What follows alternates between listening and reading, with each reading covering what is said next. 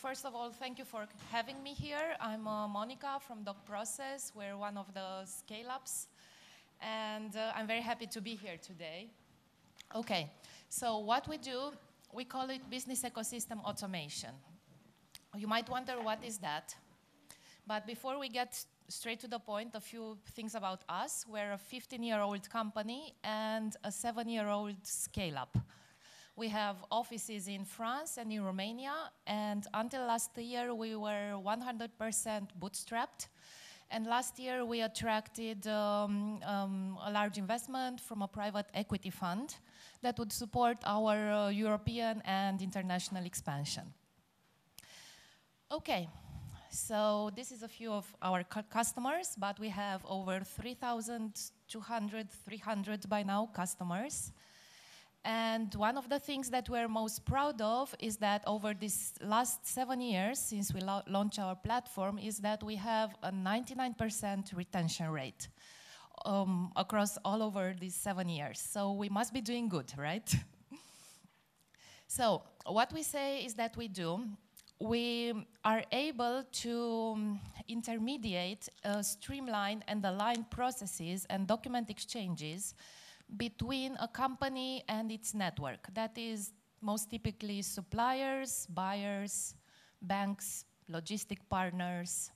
As you know, the world we live in is moving faster and faster, and things are speeding up.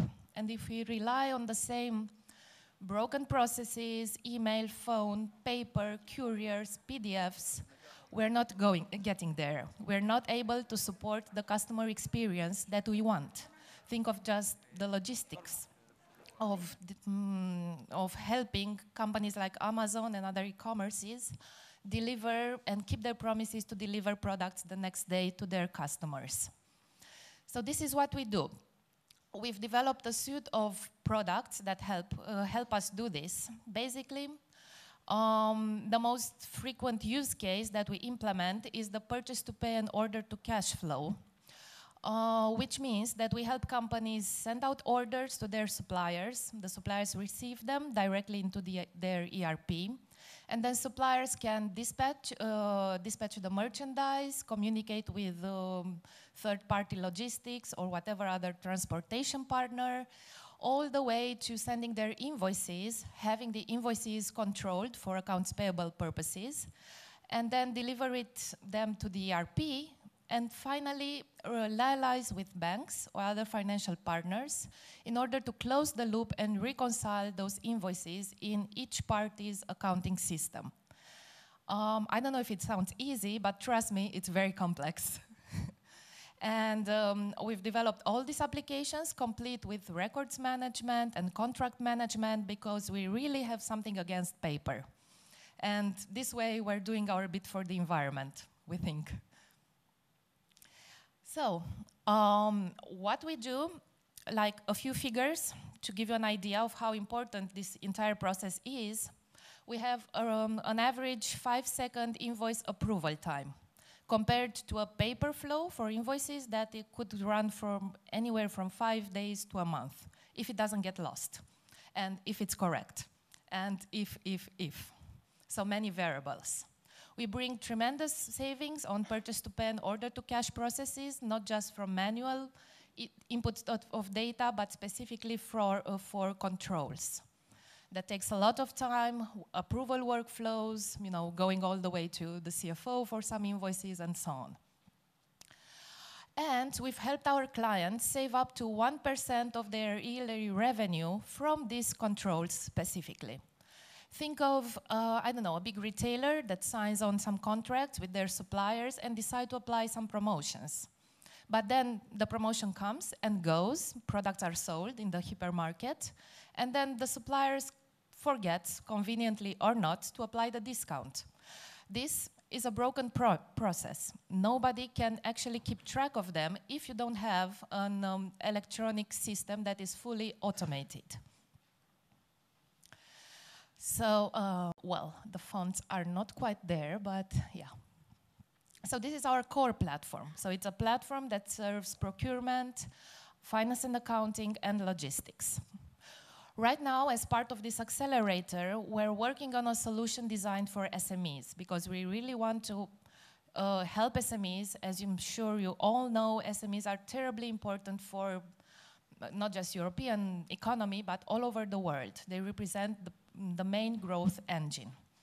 But today, what I want to stress are another two avenues of growth that we have in mind and that we're working on. The first one is the supply chain finance. This is a very large industry. It's not new, but given the current state of the technologies available, this industry is set to grow very fast. Currently, it's about $300 billion per year worth, and it's growing at 30 to 40% each year. So you can imagine that's a lot of money involved.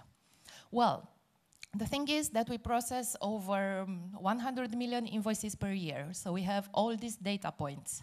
As Mehdi said, we use it and analyze it in order to develop supply chain financing solutions for accounts receivables. That is mostly smaller suppliers on the order-to-cash process, and reverse factoring, which is typically addressed to buyers.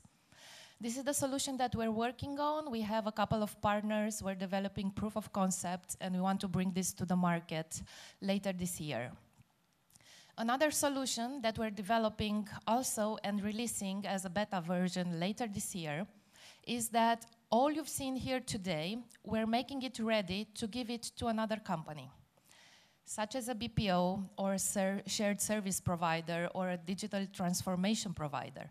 What we do, all the services, all the process knowledge that we've accumulated and embedded in the platform, we want to offer it as a, well, not offer it, of course we plan to make some money, but give it to other partners as a white label solution, because we believe that this is the way to grow. We don't want to grow itself just, we want to grow, we want the market to grow.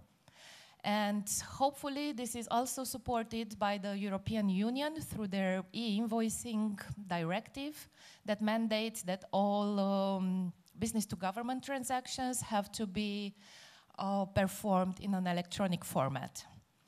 This directive went into force last year. Romania got a one-year extension, and if in May this year we don't do anything at the legislative environment, then we'll go into infringement. But you know the story, but we think worldwide, and we want to grow in Europe as well as in the States. So thank you again, InnovX and BCR, for having us at Startup Grind and in the accelerator. So I'll be taking questions if you have. Hello. Okay, so questions for Monica, our second scale-up today. Mehdi, let's see. This is most tactical question. I assume that you have already pricing and model to engage with the clients. Do you have any value share model built in place that means that, dear client, I'm going to put my technology on the top of your broken process, and if I will be able to generate XYZ impact in this following stream, I will get a 5 or a 10%. Are you thinking about a sort of a startup mindset while you're driving this huge business? That's an excellent question. Yes, it's been on our minds for like a couple of years. But in Romania, we really haven't found the right customers to go into this. It's very challenging. Of course, if we'd have a share of revenue, probably our valuation would be here today at 10 times that. But maybe in other countries where we're growing, yes. We want that. Thank you. Okay, who would like to put another question for Monica? Let's see if we have, because we still have like 5 minutes. Wow. And we have also some prizes here. Let's see. Okay. I'll see. Yeah. Please. Do you have any business model for banks in mind? Yes, we're working on several proof of concepts right now with banks. One is specifically on the supply chain, on the factoring and reverse factoring model. That is one.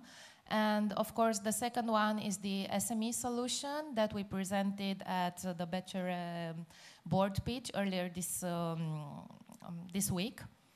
which is we want, currently right now, ERPs don't talk to each other, okay? And most SMEs don't even have an ERP.